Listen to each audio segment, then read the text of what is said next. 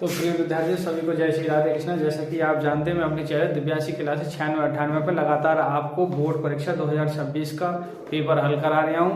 तो उसमें से जो सेक्शन ए के अंतर्गत बहुविकल्पीय प्रश्न है वो सेक्शन ए हम कंप्लीट कर चुके हैं पिछली वीडियो में। आइए आज हम जो सेकंड भाग है उसका वर्णात्मक प्रश्नों का जो भाग है तो उस प्रश्न की ओर चलते हैं और वहां से आगे की ओर हल करते हैं।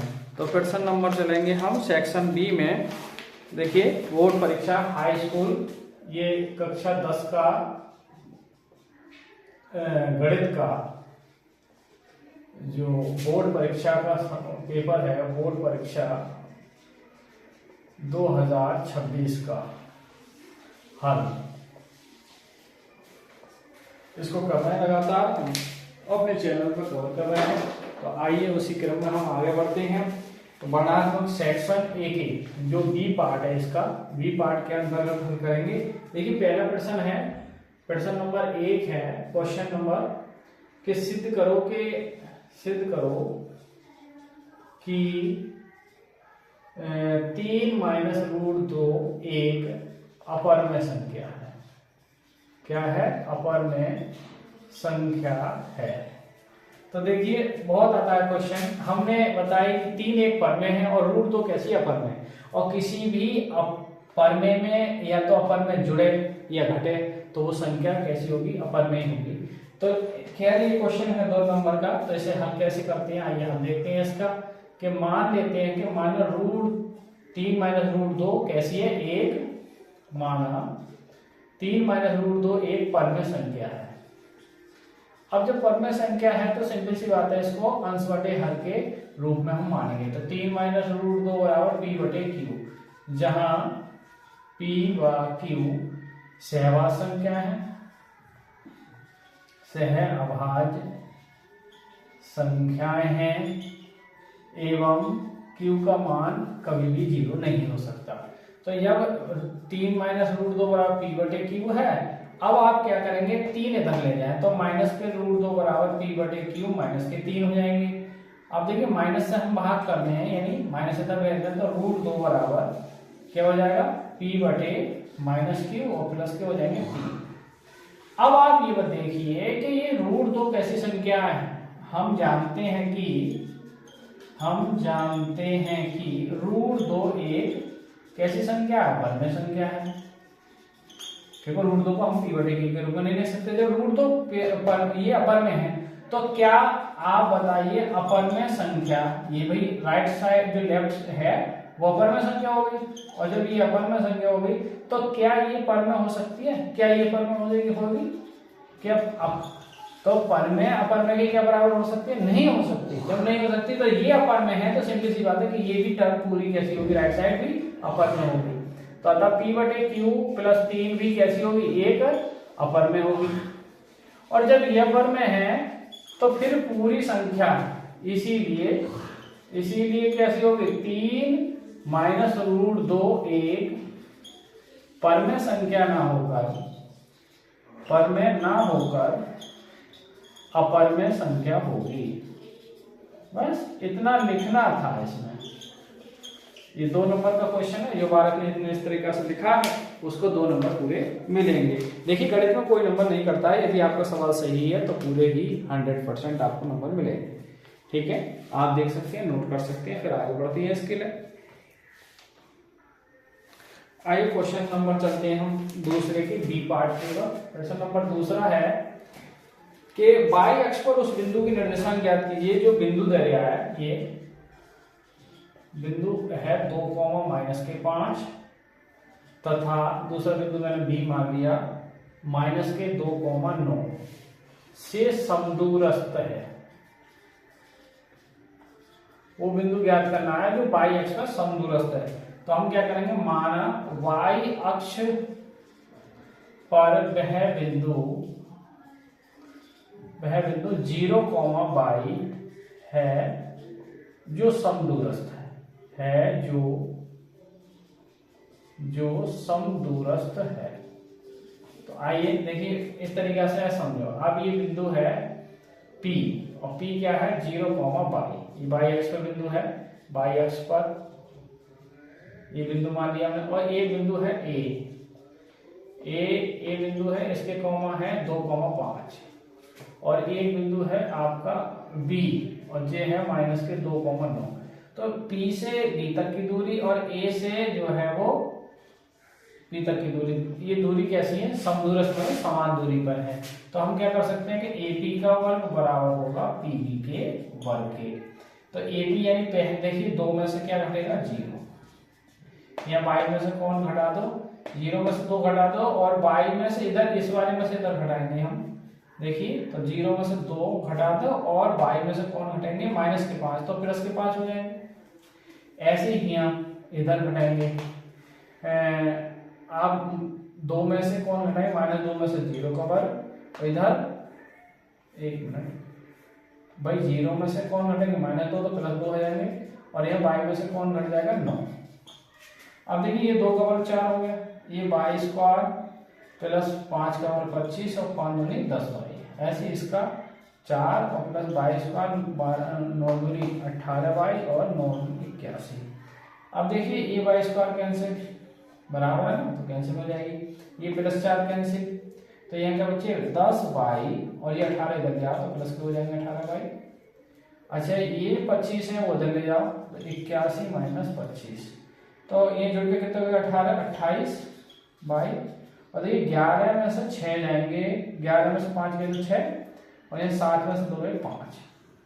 तो अब बटे में ले लो तो बाई की वैल्यू कितनी जाएगी 56 बटे 28, 28 दूनी 56, तो बाई की वैल्यू कितनी आ गई 2, और हमने बाई अक्ष का बिंदु क्या माना है, अतः बाई अक्ष पर बिंदु क्या माना है 0, बाई, तो 0, बिंदु P माना है, तो 0, बाई की जगह कितना आ गया 2, तो वह बिंदु कितना है 0,2 है, जो समान दूरी पर है।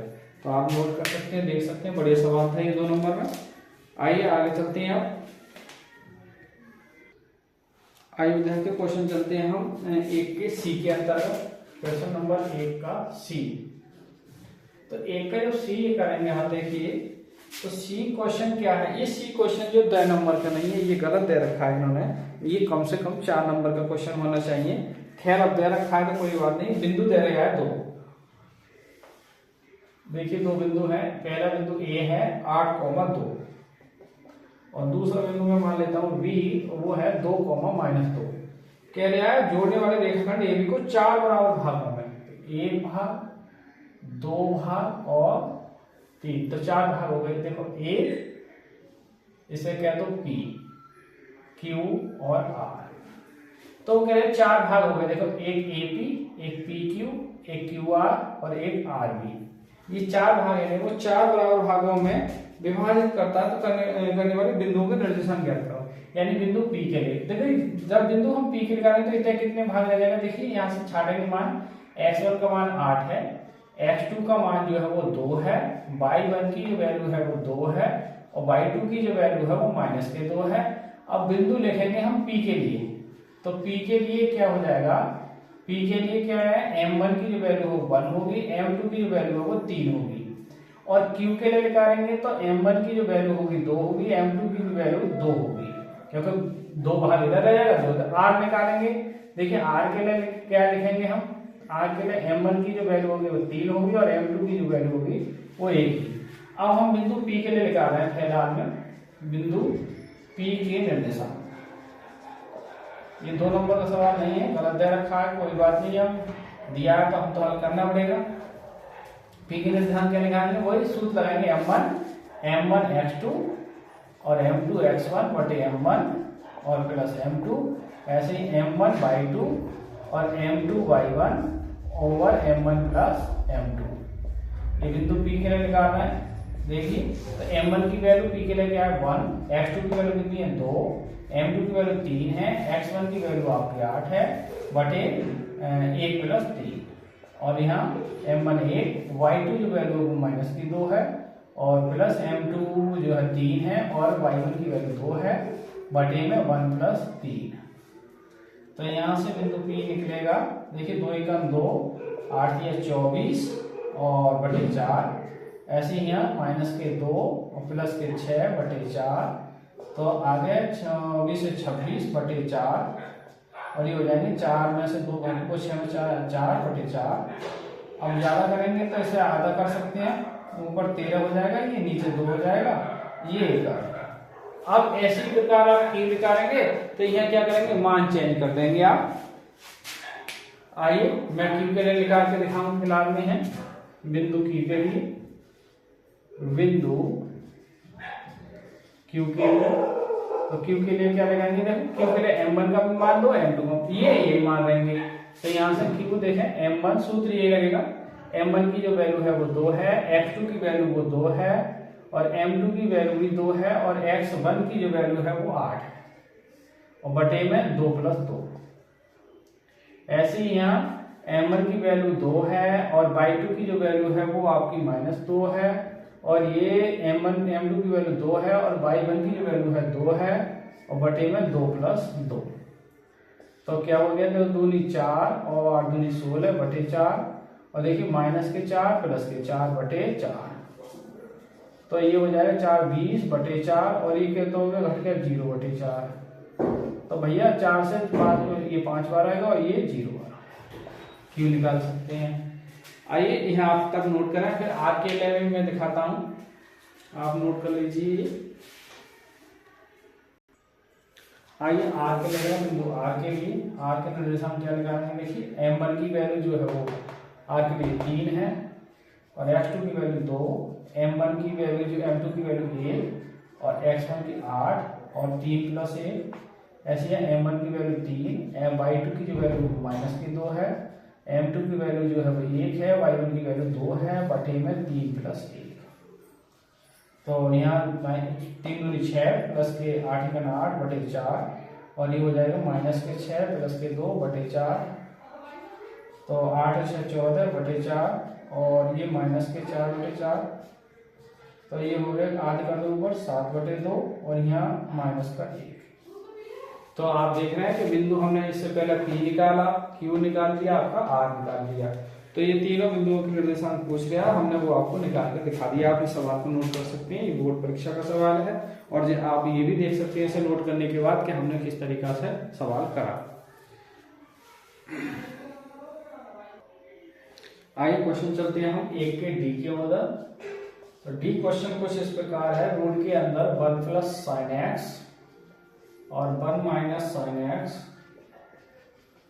और बराबर लाना है sec x + tan x। देखिए सवाल हमने जो कराया है वीडियो में, आप देख सकते हैं सवाल को, वो हमने बस x एंगल जो x की जगह a लिया है, बस इतना फर्क है, और आपको वही सवाल है।